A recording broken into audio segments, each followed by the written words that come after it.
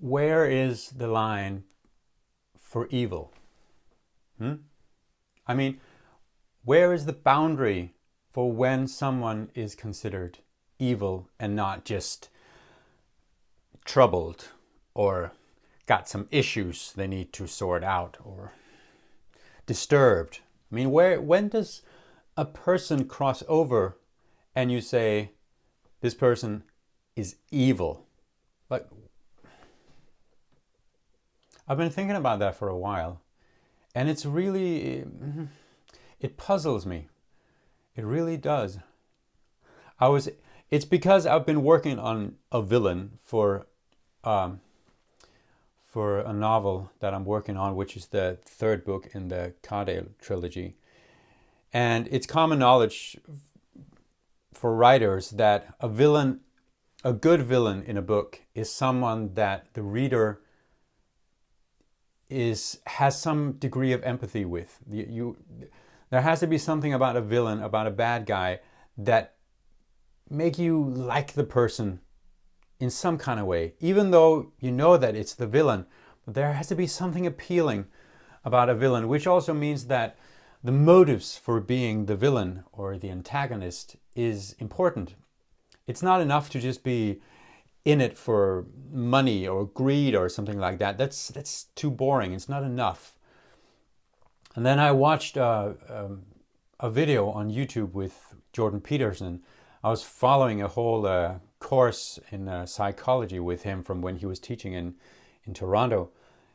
And he was talking about this. He just mentioned evil from a psychology point of view. And he mentioned this book about a guy called Carl Panzram, and said that if you want to read a book about someone who is just pure evil, then you read about him. And I found the book and I read it, and it was a fascinating story about this guy from the early 20th century who was raised in a religious community and had been abused and beaten and all sorts of things. And he had just developed this pure hatred against humanity. And it didn't matter who the people were.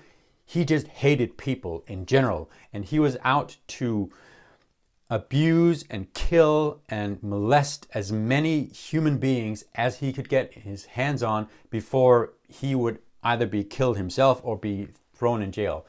And he ended up getting the death sentence.